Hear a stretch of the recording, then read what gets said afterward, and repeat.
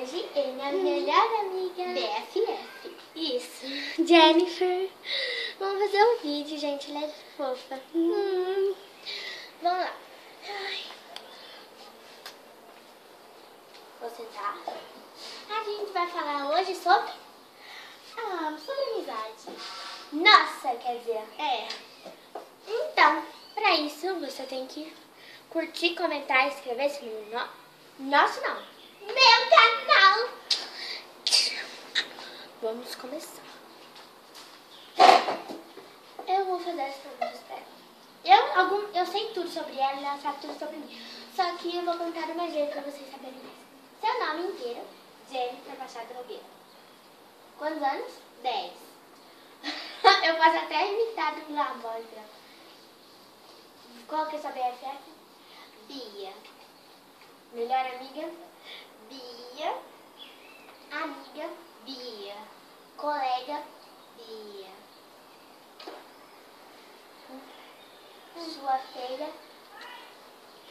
Bia. Seu amor? Bia. Sabia? Sempre comigo? Sempre contigo?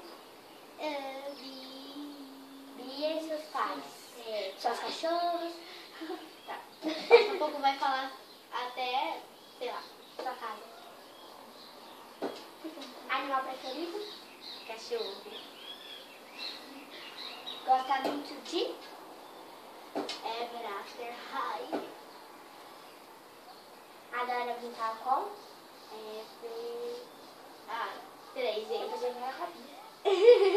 É com A. Eu tô brincando. É com A? Ou É. Uai. Eu gosto mais de brincar com. Mas também tem. Eu sei, mas só que eu vou ter. Fofa. Perguntas pra mim. Qual o nome inteiro? Ana Beatriz Arara. Idade? 10. Animal preferido? Cachorro. Melhor amiga? Jennifer. BFF. Jennifer. Colega? Jennifer. Então, né? Babá.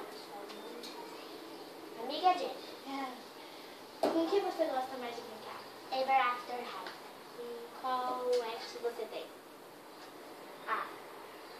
Não sei. Eu vou lá pegar, gente.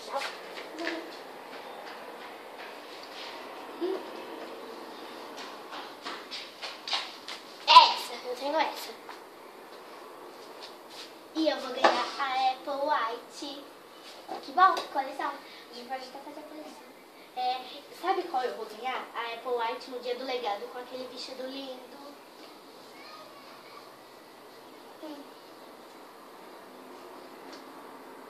Vai, Jennifer. Peraí, eu não sei mais o que perguntar. Bom, eu não sei mais o que perguntar. Então, gente, curta e inscreva-se no meu canal. Tchau, tchau. Tchau.